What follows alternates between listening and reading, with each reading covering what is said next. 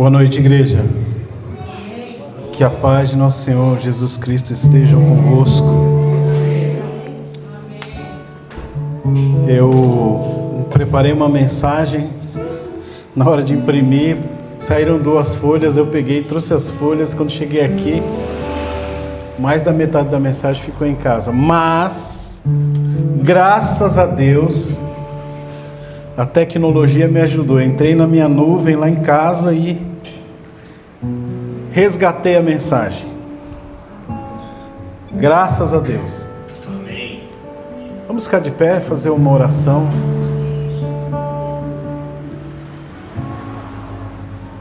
Senhor, meu Deus e meu Pai, em nome de Jesus,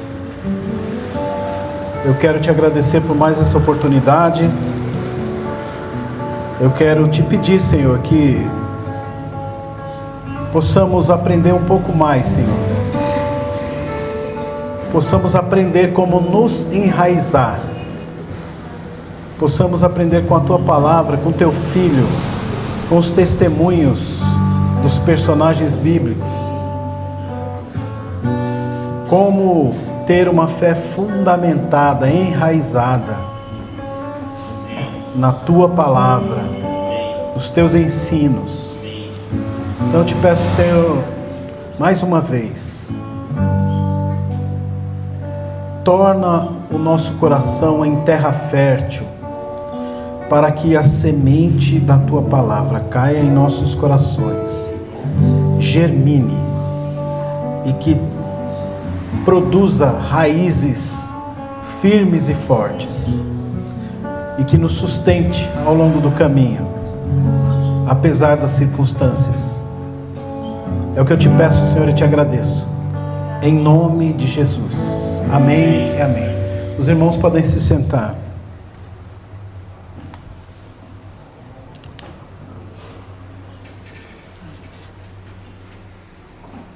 Letícia, coloca por gentileza aí o tema das nossas quartas-feiras.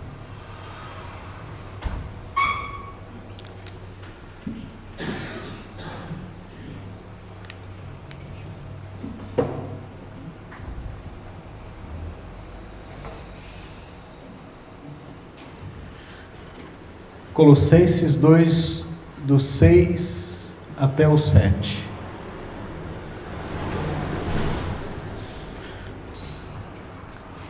Coloca essa passagem aí para mim, Letícia, por favor. Colossenses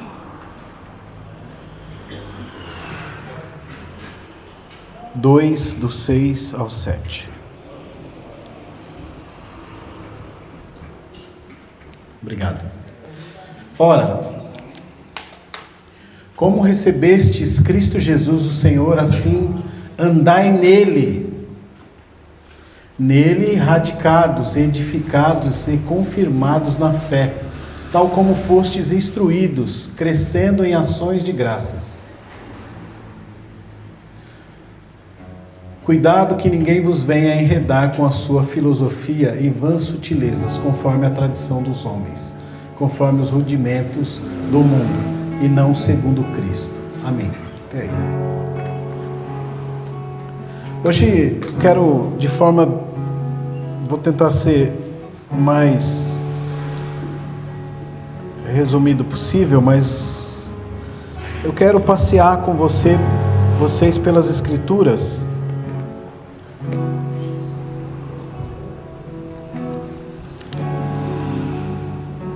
Para que a gente possa firmar os ensinamentos para nos tornar pessoas enraizadas. Amém. Hoje meditaremos sobre o tema enraizados. Uma fé enraizada é aquela que permanece firme apesar das adversidades, que se sustenta não só no conhecimento, mas sobretudo na experiência e no testemunho verdadeiro do agir de Deus na história de seus filhos. Vamos enxergar ao longo das Escrituras como a fé foi transmitida, registrada e por fim vivificada em Jesus Cristo, a palavra encarnada. Trouxe 4 tópicos para a gente falar sobre o tema. No primeiro, enraizados pela cultura oral. A história viva da fé. No início, antes de terem acesso a qualquer texto escrito, os homens de Deus guardavam as palavras e as promessas em seus corações. A tradição oral foi fundamental para enraizar a fé do povo de Deus. Veja o exemplo de Abraão. Então disse o Senhor a Abraão: sai da tua terra, da tua parentela e da casa de teu pai, para a terra que eu te mostrarei. Farei de ti uma grande nação e te abençoarei, engrandecerei o teu nome, e tu serás uma bênção. Abraão ouviu, creu e transmitiu a promessa aos seus descendentes. Assim a fé foi passada de geração em geração por meio da memória, do testemunho e das narrativas contadas, à beira do fogo, à mesa da família, nos caminhos da vida. Era a voz dos patriarcas que fundamentavam o povo. Os patriarcas são chamados lá na frente de os edificadores da igreja. Quem são os edificadores da igreja? Os construtores da igreja. Quando eles citam Jesus lá na frente, Jesus é a pedra de esquina, rejeitada pelos construtores. Ou seja, no início, as pessoas perceberam Deus. E quando elas percebem Deus, elas começam a transmitir. Falar assim: olha, Deus fez isso, Deus falou comigo, Deus falou para eu ir em tal lugar, e Deus quis assim, e Ele disse assim, e aconteceu dessa forma. E as pessoas vão comentando umas com as outras. Não tinha Bíblia, não tinha escritura, tinha conversa na beira do fogo, e como até hoje tem, ao redor de uma mesa. Por isso, muito bem colocado o bordão da nossa igreja: tem lugar à mesa para você. Melhor lugar para falar sobre Cristo, sobre a palavra de Deus, o melhor lugar é ao redor de uma mesa, tomando um café, tomando um chá, conversando, falando sobre os testemunhos. Assim era lá no início. E as pessoas começam a construir a igreja ao longo dos tempos, que é um povo que deveria estar firmado, e eu não vou dizer que não estão, eles são muito respeitosos.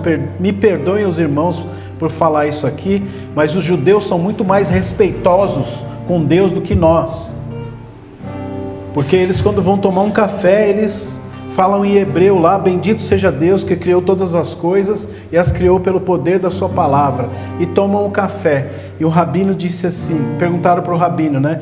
Ele estava num podcast, foi tomar um café, e ele falou tudo isso em hebreu. Aí ele falou: o que é isso?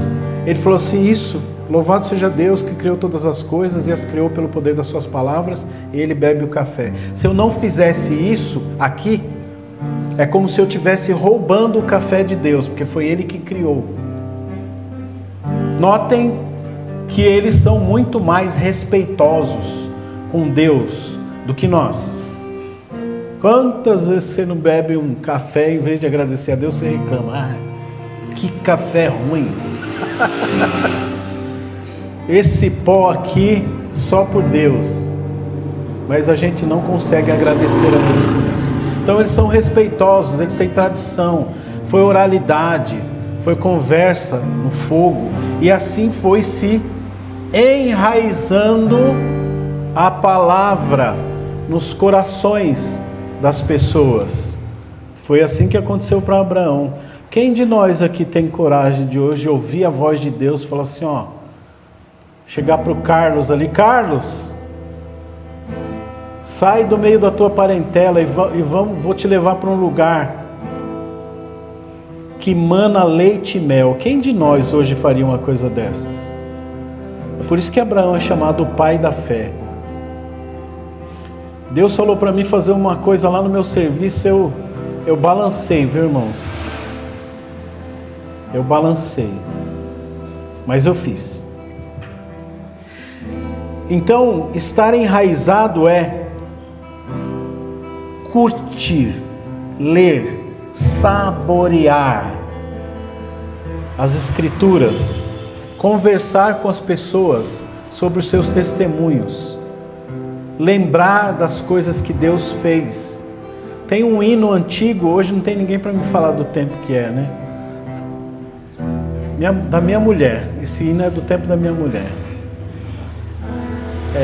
Que diz assim, ó: conta as bênçãos, dizeis quantas são, recebidas pela divina mão. Quantas bênçãos vocês já receberam?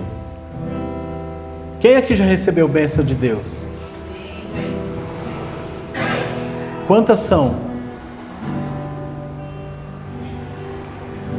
São muitas, não? Às vezes pequenas, às vezes grandiosas, às vezes tão grandiosas a ponto de você não ter visto. Às vezes o carro quebrou na sua garagem, você ficou lá reclamando, xingando que o carro quebrou, mas Deus estava te livrando de um acidente. O pneu murchou, esses dias os 2 pneus da moto estavam murchos. Aí eu olhei para aquilo, aí eu fui dar na partida, a moto pegou, morreu. Eu fui lá, enchi o pneu da moto, encostei ela, fiz uma oração, falei: Senhor, obrigado, porque eu creio que o Senhor está me livrando de algum acidente. E quantas vezes você não é dispensado de uma empresa porque dias horríveis vão atravessar o seu caminho? Deus fala assim: não, eu vou te livrar dessa. Prefiro você em outro lugar, edificando um outro povo, do que ficar aqui. Quantas vezes? Aí as pessoas saem da igreja e vão para outras igrejas, e nascem outras igrejas, como essa nasceu, e como tantas outras nasceram. E às vezes as pessoas ficam reclamando: a pessoa é ingrato, saiu daqui. Escuta, se não fosse assim, muitas vezes Deus faz dessa forma para você não ficar acomodadinho no seu cantinho, só dando glória a Deus e cantando e não fazendo nada. Então às vezes você vai para uma outra igreja, vai para um outro canto, funda uma outra igreja, é outro povo, é outra história, são novos testemunhos, mas o reino de Deus está sendo pregado. E é chegado a vós o reino de Deus. Ele tem que ser proclamado. Jesus disse que o que eu falo com vocês aqui, ó, ao pé do ouvido, proclamai de cima dos telhados. Se a mensagem é tão maravilhosa assim, por que você fica quieto? Hoje mesmo eu preguei para um grupo de pessoas que estava trabalhando comigo. Acabamos o nosso trabalho, fomos para uma padaria. E aí, antes que começassem as conversas chulas, eu comecei a puxar o assunto para o reino, para o evangelho, para a boa notícia. E ali começamos a conversar. E eu notei que as pessoas gostam de ouvir falar de Deus. E a gente tem que falar, em tempo e fora de tempo. E eu percebo, irmãos, não é porque fui eu que estava falando, não, mas é a mensagem que nós carregamos, ela é poderosa. O dia que eu estava pregando para os 2 meninos dentro da farmácia, um cliente pagou a conta e ficou fazendo hora na porta da farmácia para ouvir o que a gente estava falando. As pessoas têm sede, muitas vezes têm sede de uma coisa que elas nem sabem o que é, mas quando começam a ouvir, falam: opa, eu preciso disso. E nós somos os enraizados na palavra para transmitir a mensagem que carregamos. Por isso que nós devemos dar testemunho, sempre. Dar testemunho significa, quem dá testemunho de você não é você, irmão. Quem dá testemunho de você é outra pessoa. É o seu agir, a sua forma de agir. As pessoas vão olhar assim, você viu aquele sujeito ali? É diferente no falar, no caminhar, no agir. Educado. Ele limpa o espaço onde ele trabalha. Ele é manso. Conversa com calma. São as pessoas que dão testemunho de nós. Não é a gente que fala, eu sou assim, eu sou assim. O único que fala eu sou é Deus. Nós caminhamos segundo as Escrituras, nos transformamos em novas criaturas e vivemos de uma outra forma, e as pessoas que nos observam têm alguma coisa diferente. O André, levei o André para trabalhar comigo, as pessoas deram testemunho dele. Desculpa te expor aqui, André, mas o André chegava cedo, nunca chegou atrasado, sempre cumpriu o seu horário. Podia almoçar o tempo que quisesse, mas ele cumpria o horário de almoço. E a moça do escritório falava para mim, falou assim, diferente, né? Quem que está dando testemunho? É o André ou é a moça? Temos uma multidão, irmãos, de pessoas olhando para nós. Muitas apontando e outras testificando. Isso, e quando as pessoas dão bom testemunho de nós, significa que nós fomos enraizados na palavra, na fé, e andamos de cabeça erguida. Isso é muito, esse tema é muito profundo. Vamos para o tópico 2.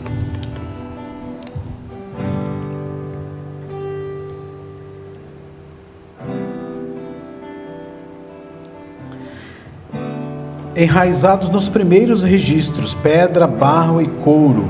Com o tempo, a preocupação em não perder as promessas levou o povo a registrar as palavras de Deus. Moisés, por exemplo, recebeu as pedras com as escrituras da mão de Deus. E nas tábuas, escreveu Moisés, nas tábuas as palavras da aliança, os 10 mandamentos. Êxodo 34, 28. Mais tarde, parte das escrituras foi escritas em rolos de couro. Toma este livro da lei e põe-no do lado da arca da aliança do Senhor vosso Deus, para que ali esteja por testemunho. Deuteronômio 31 e 26. Esses registros mostravam que o povo, determinado a não deixar a fé se perder, eles passavam a ler, ouvir e praticar. A fé não era apenas ouvida, mas vista e tocada nas palavras escritas. Ou seja, quando você começa a ter as escrituras, os escritos, as pessoas querem fazer isso, tornar isso escrito para não esquecer as promessas, para não esquecer os mandamentos. E nesse trajeto, Deus está compondo a lei do lado de fora, e as pessoas estão absorvendo o que é pecado e o que não é pecado. Ora, a lei, como disse o apóstolo Paulo, ela não veio nos mostrar o que é pecado e o que não é pecado? Então, eles eram tão assim,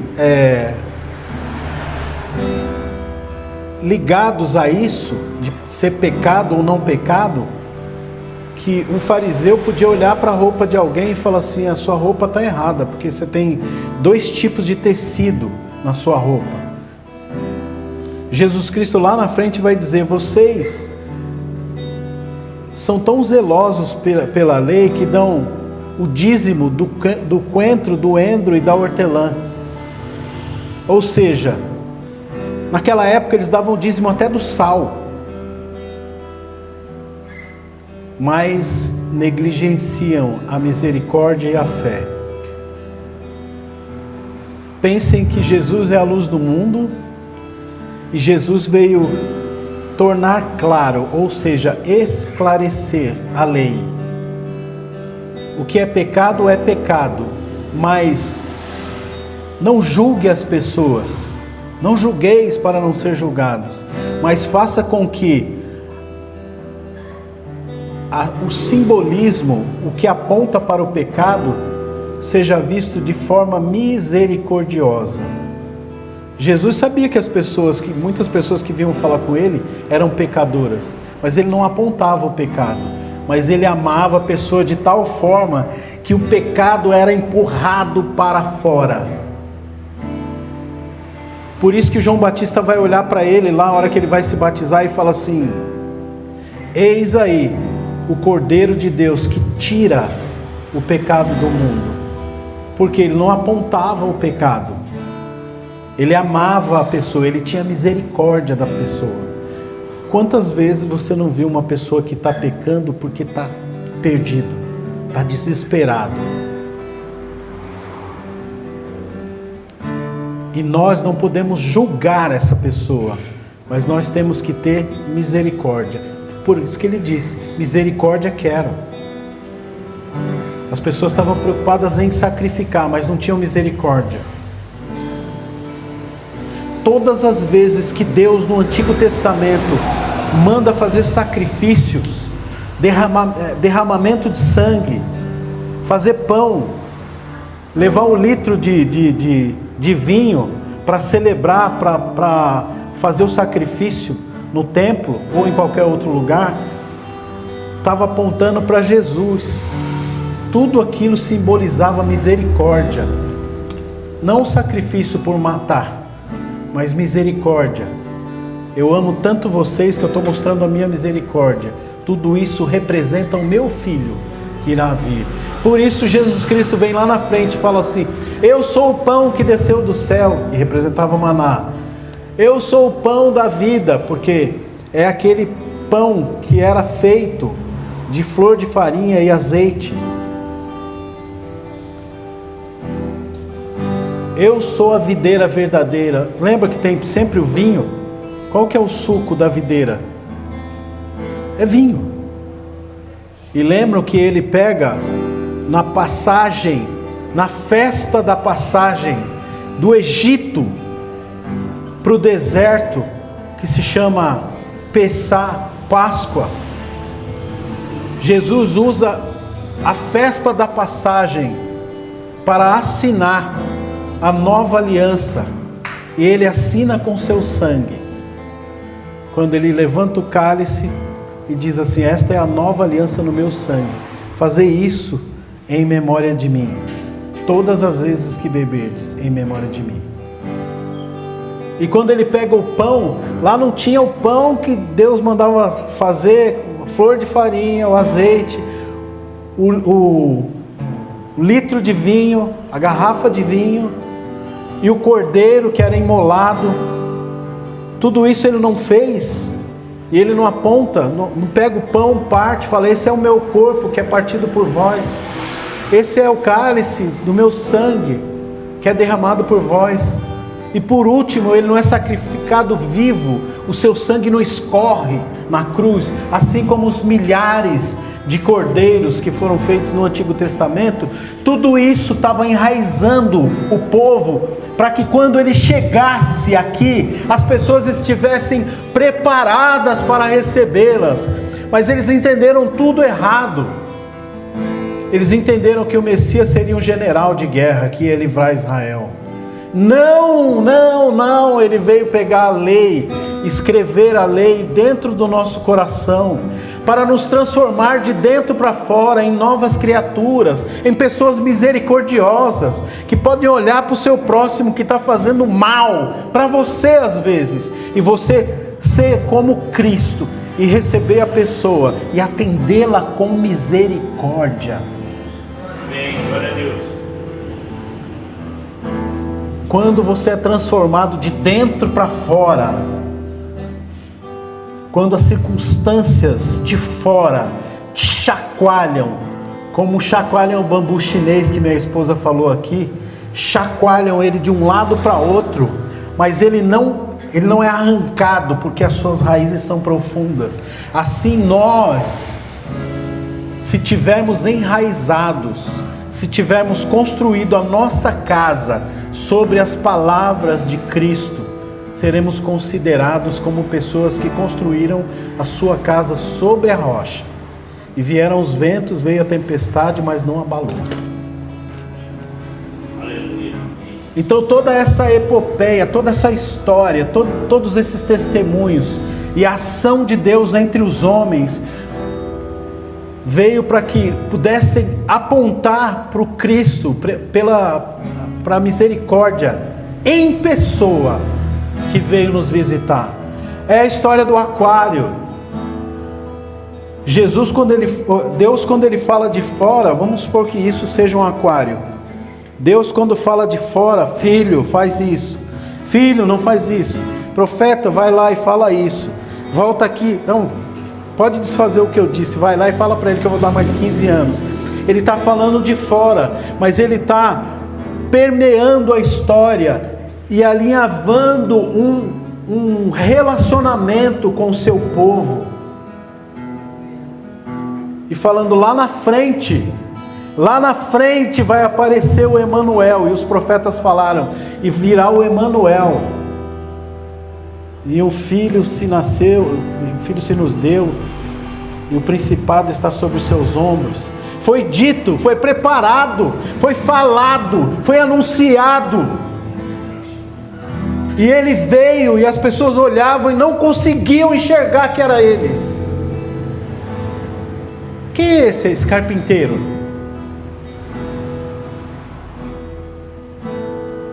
E até hoje, quem é Jesus para você? É um carpinteiro lá de Nazaré. Ninguém consegue ver que por pior que seja o pecado que a pessoa tivesse, ele abraçava a pessoa, ele tinha misericórdia com a pessoa.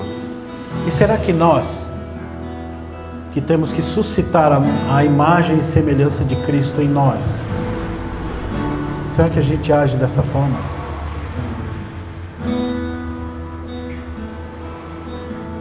Sem julgar, sem apontar. Será? E quando tivermos uma reclamação, será que conseguimos pegar essa reclamação? Porque você se sentiu injustiçado, e não reclamar para a igreja ou para as pessoas. Não reclame, não murmure, leve suas indignações para Deus, porque é na oração que Deus transforma o nosso coração.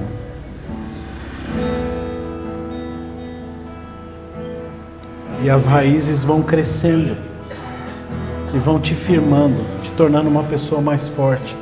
Pessoa mais forte não é aquele que te xinga e você xinga de volta.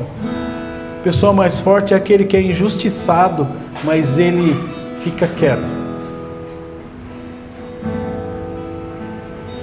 Fica em silêncio. E dá testemunho. Por que você é assim, idiota, hein? As pessoas fazem com você o que querem e você não fala nada. Sabe qual que é a nossa resposta? Nossa resposta deve ser assim, porque eu carrego uma mensagem de um Deus que teve misericórdia de mim, em primeiro lugar. Por isso eu devo ter misericórdia.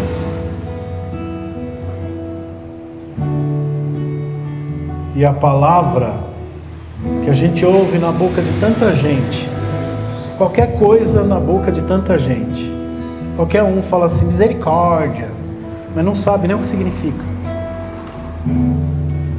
A palavra misericórdia é dividida em duas partes: misere e cordes. Misere de miséria e cordes de coração. Ou seja, aquele que tem... Deus é misericordioso, assim como Jesus. Aquele que tem o coração voltado para os miseráveis. E porventura aquele que te ofende muitas vezes não está sofrendo de alguma miséria, muitas vezes interior, e o teu coração não tem que ser voltado para o miserável. Miserável não é aquele que está passando necessidade. Tem muita gente rica que é miserável. Mas você tem que ter o coração voltado para os miseráveis. Isso é misericórdia.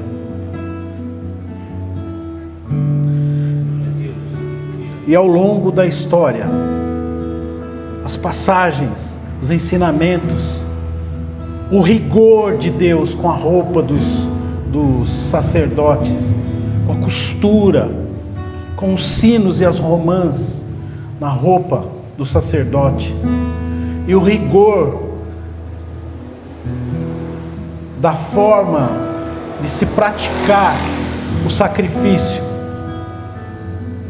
o rigor com Moisés, quando ele falou, fala com a pedra, e Moisés estava na situação que estava, miserável de coração, por causa do povo. O povo saiu do Egito murmurando, xingando.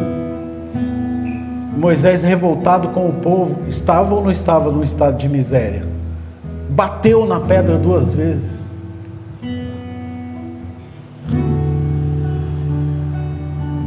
E esses dias eu estava ouvindo uma piada na internet, e a piada falava assim, que Deus, quando Moisés chegou lá, falou assim, Moisés, sobe no monte e olha a terra, mas você não entra. E Moisés morre ali. Mas antes disso Moisés falou, por que não vou? Ele falou, você lembra de Meribá?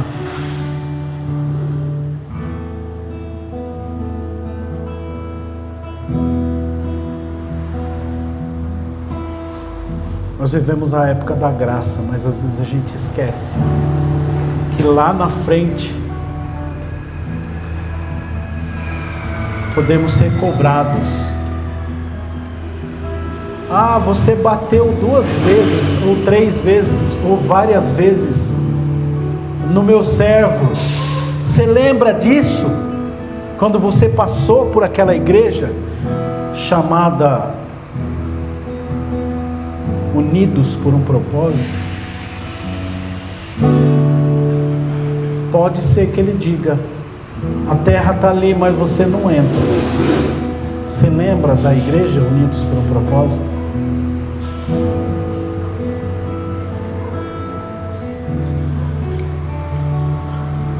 São raízes, irmãos, raízes que tem que nos transformar em pessoas melhores, de dentro para fora. Pense nisso todas as vezes que você for ser ranheta com alguém, se for ser chato, imprevisível, aponte o seu dedo para você.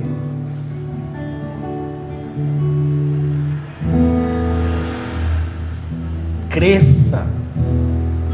Mas muitas vezes crescer no Evangelho não é para cima, é para baixo. É se humilhar. Não é aquele que for humilhado será exaltado, aquele que se humilhar. Aquele que fala: Senhor, miserável homem que sou, não sou digno da sua misericórdia. É porque consegue entender que é pequeno e que nós estamos vivos somente por causa da sua misericórdia. Amém. Glória a Deus.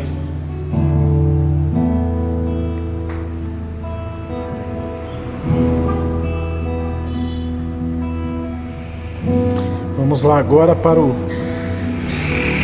tópico 3. Enraizado com as Escrituras em papel, o livro que transforma vidas. O avanço das técnicas de escrita permitiu que os ensinos, promessas de Deus fossem registrados em papiros, pergaminhos e por fim o papel, tornando a palavra de Deus acessível a mais pessoas. Considere o exemplo de Davi e dos Salmos. Guardo no coração as tuas palavras, para não pecar contra ti. Mais tarde, nos tempos do Antigo Testamento, especialmente após a vinda de Jesus, as cartas dos apóstolos, como as de Paulo, começaram a circular entre igrejas, fortalecendo, enraizando a fé onde quer que chegassem.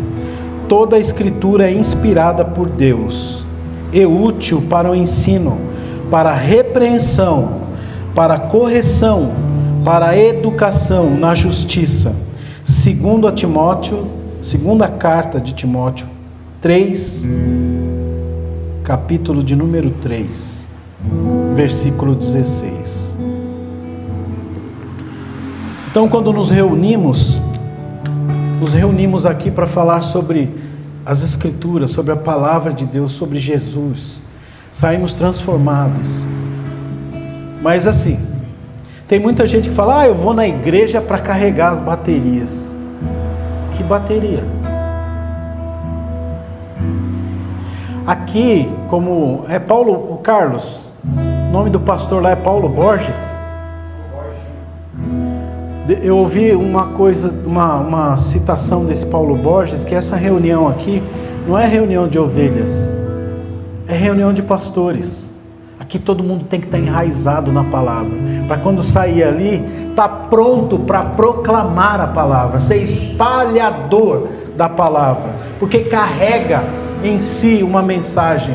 Não para chegar aqui: hoje o pastor não pregou nada, falou nada com nada. Muitas vezes falou com a pessoa que está do seu lado, a pessoa está lá chorando, Deus está falando com ela, e você está do outro lado reclamando. Sabe por quê? Porque você só quer receber. A gente só quer receber. E falo novamente uma coisa que muita gente não gosta que eu falo: Deus não é anotador de pedido. Você não senta à mesa ou dobra os seus joelhos e fala assim: Senhor, eu quero isso. Aquela minha vizinha, só pela misericórdia, Senhor, põe a tua mão. Senhor, aquele meu chefe no trabalho é terrível. Senhor, entra com providência. Parece que Deus é anotador de pedido. E você?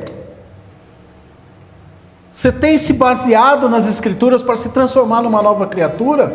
Porque muitas vezes as pessoas ao nosso redor são reflexo daquilo que a gente reflete. A pessoa vive tanto com você, você é tão chato,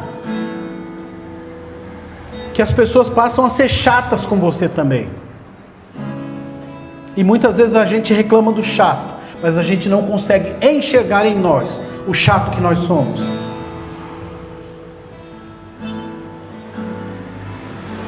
Essa reunião aqui é para dar crescimento, para cima não, para baixo, na raiz.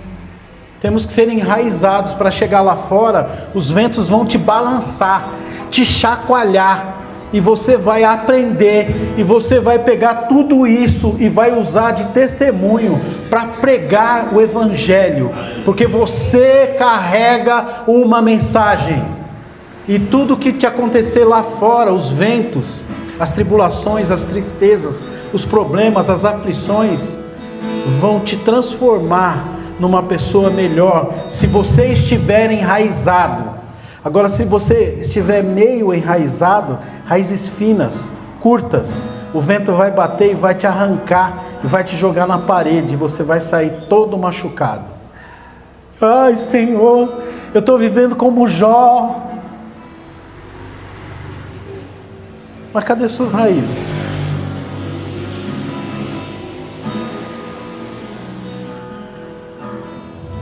É normal passar tribulação, ser chacoalhado. Jesus passou por isso. Suou sangue, falou: Senhor, se for possível, passa de mim esse cálice. Na cruz ele disse: Pai, por que me abandonaste? É normal do ser humano. Mas Jesus era 100% homem, 100% Deus. Ele cumpre a sua missão como homem, passou por todos os martírios. Mas na sua oração sacerdotal ele disse: Pai, glorifica-me agora com a glória que eu tinha antes da fundação do mundo. Tem gente que lê esse texto, e eu posso até estar enganado, alguns teólogos podem até ser contrários ao que penso, mas a glória que Jesus Cristo teve antes da fundação do mundo, segundo as Escrituras, diz que ele foi o Cordeiro que morreu antes da fundação do mundo. E lá em João 17 ele fala: Pai, glorifica-me agora com a glória que eu tinha antes da fundação do mundo. Ou seja, ele estava falando do quê? Da crucificação que ele ia passar. Vocês entenderam? Pode ser que você esteja prestes a passar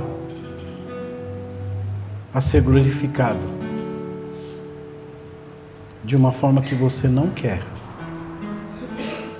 e de uma forma que você não deseja.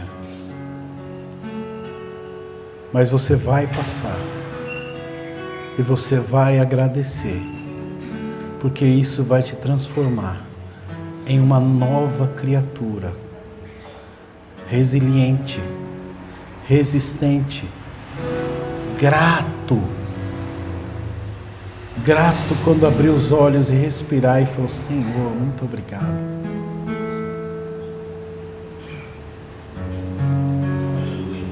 Muitas vezes a gente não quer. Deus, quando usou uma serva lá atrás, que falou assim: Deus vai mudar a sua história, você fica feliz, né? Ô glória, coisa boa. É nada, irmãos. Para Deus mudar a sua história, Ele precisa primeiro mudar você.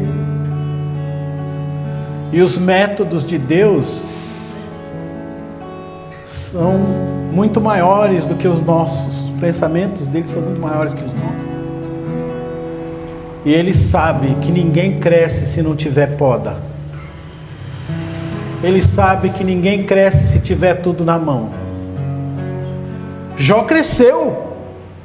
Vocês podem ver que lá no final Jó fala assim, ó: antes eu te conhecia de ouvir falar. E os pensamentos de Deus não são maiores? E Deus não dava testemunho de Jó para Satanás? E Jó ainda o conhecia de ouvir falar. Mas não foi Satanás que se levantou contra Jó. Foi o testemunho de Deus que se levantou contra Jó. Eu confio nele. Vai lá e toque em tudo que ele tem, mas não toca na vida. Você tem um limite. Você vai até onde eu quero. E ele foi e fez. E no final, Jó se transforma numa pessoa melhor. Os meus pensamentos são maiores que os seus pensamentos. Então, a forma, a prensa que eu vou te usar, que eu vou usar em você, essa prensa vai te moldar em uma nova criatura. Vai doer, mas você vai agradecer. Quanta coisa não me aconteceu daquele dia até hoje,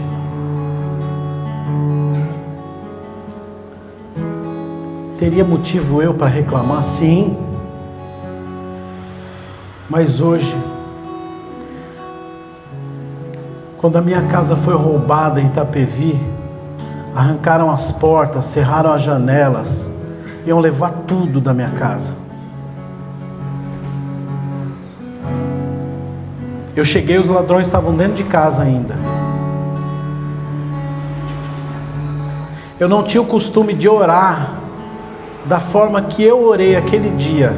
Eu sempre orei no caminho: Senhor, nos leve em paz, que o culto seja uma bênção. Mas naquele dia não, aquele dia eu orei, fechei a porta do meu quarto, eu, como legítimo assembleiano, de terno e de gravata, né, pastor? Ajoelhei ao pé da minha cama e falei: Senhor, protege a minha casa. Por que eu fiz aquilo?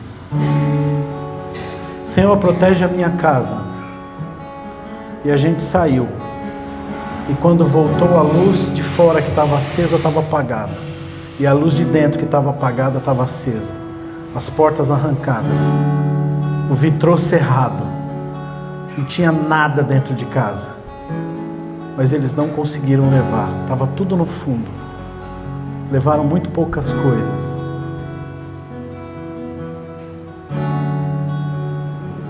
Mas eu aprendi que Deus é fiel.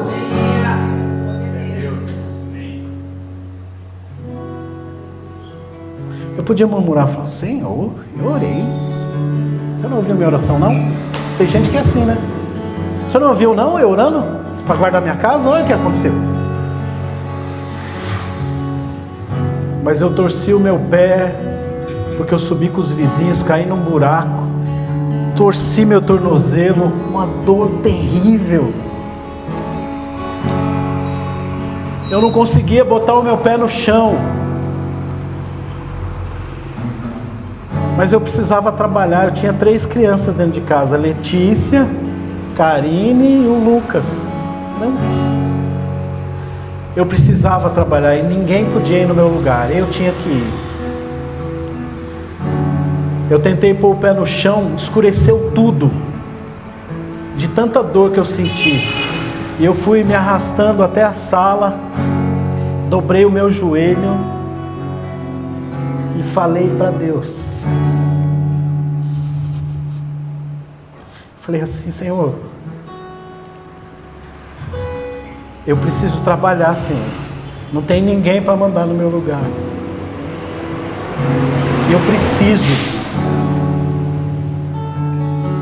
Eu preciso da sua ajuda. Eu tenho uma família para sustentar. E eu de joelhos mesmo senti o meu pé, aquele que doía, que eu não conseguia ficar de pé, ele começou a queimar. Começou a esquentar. E eu me coloquei de pé e pus o pé no chão. A dor sumiu. Eu dei a volta na casa para ver onde é que eu tinha caído. E eu fui trabalhar. Se Deus tivesse evitado tudo isso, será que eu teria passado por um milagre? Quanto vale um milagre para você? Será que se minha casa não tivesse sido assaltada, se não tivessem arrancado as portas, se não tivessem invadido, se eu não tivesse caído, será que eu tinha passado por esse milagre na madrugada de domingo para segunda? Quanto vale? Não tem preço, né? Pois é. Muitas vezes você vai passar por situações que, se você olhar com o olho clínico, você vai ver que você ganhou muito sem ter ganhado nada, financeiramente falando. Você ganhou muito, mas não recebeu nada. Vocês conseguem entender isso? E por fim,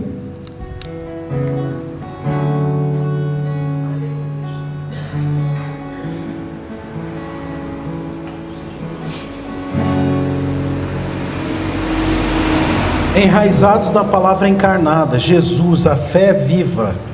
Finalmente, a fé enraizada encontra seu ápice em Jesus Cristo, a palavra que se fez carne. Ele é o testemunho vivo que Deus não está distante, mas caminhou entre nós. E o Verbo se fez carne e habitou entre nós, e vimos a sua glória, como a glória do unigênito do Pai, cheio de graça e de verdade. João 1:14. Jesus é o fundamento da nossa fé.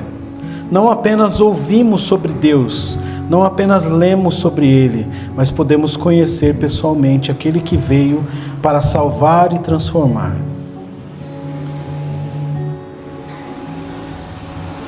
Como enraizar a fé em Cristo? Queridos, eu reforço as palavras de Hebreus. Ora, sem fé é impossível agradar-lhe, porque é necessário que aquele que se aproxima de Deus creia que Ele existe e que é galardoador dos que o buscam. Hebreus 11:6. Em nossos dias, ter uma fé enraizada significa carregar o exemplo de Abraão, de Moisés, de Davi e, acima de tudo, de Cristo. Significa ouvir, ler, meditar, praticar e, principalmente, viver como novas criaturas, mesmo em meio a adversidades. Fé enraizada é fé que sustenta, que dá firmeza na tribulação, que consola no pranto e transforma o desespero em esperança. E aqui eu deixo uma reflexão. Como você tem buscado enraizar a sua fé em Cristo? Você tem alimentado sua fé na palavra viva? Praticado aquilo que aprendeu, seja por ouvir, seja por ler, ou pelo testemunho de Jesus? Lembre-se, a força na fé enraizada, pois aquele que está firmado em Cristo não será abalado pelas tempestades. Permita que a palavra não seja apenas um texto, mas a vida em você, que em cada dificuldade a raiz profunda em Cristo te sustente e te transforme, hoje e sempre. Amém? O exercício leva à prática, e a prática torna o viver mais fácil. E lembre-se, quem não nascer de novo não pode ver o reino, e quem não nascer de novo não pode entrar. Ou seja, aquele que não vê não tem como entrar, porque não enxerga. E assim eu encerro essa mensagem. Vamos ficar de pé. Vou chamar o pastor Fabiano aqui para fazer essa oração e agradecer a Deus por tudo. Deus abençoe, pastor.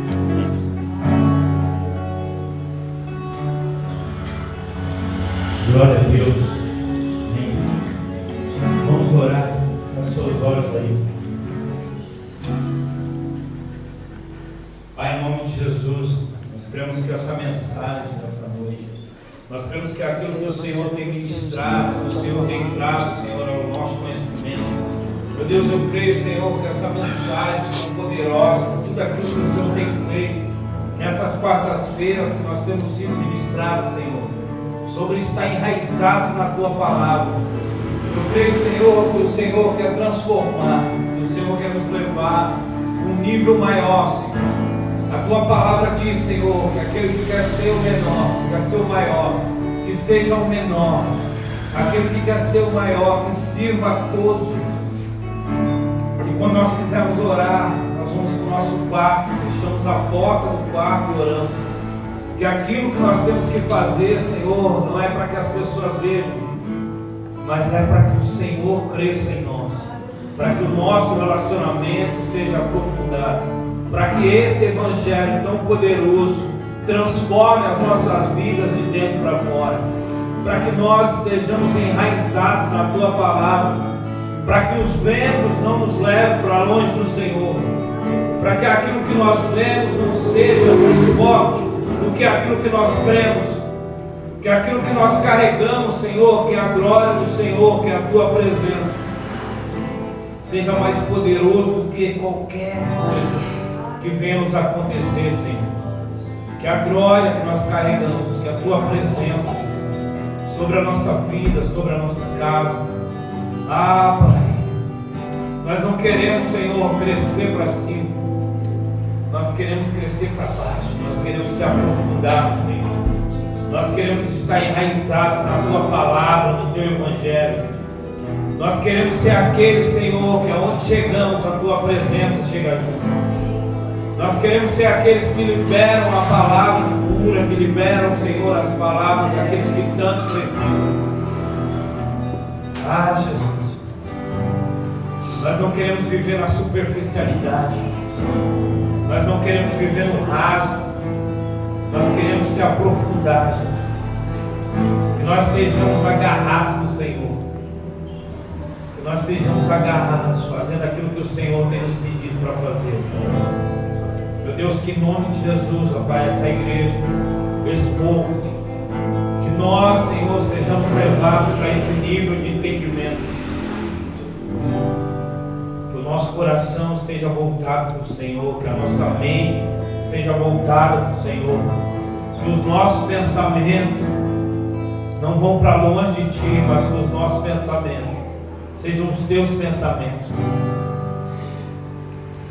Nos ensina, Jesus, a amar como Tu amas, nos ensina a perdoar como o Senhor perdoa, nos ensina, Senhor, a ser cristãos verdadeiros, nos ensina, Senhor, a expressar o Teu amor sem precisar abrir as nossas bocas, sem precisar sair qualquer palavra dos nossos lábios, mas que as nossas atitudes revelem o Senhor. Não é aquilo que estamos falando, mas aquilo que estamos fazendo. Ah, Jesus, que nós estejamos ligados em Ti, Senhor, para dar os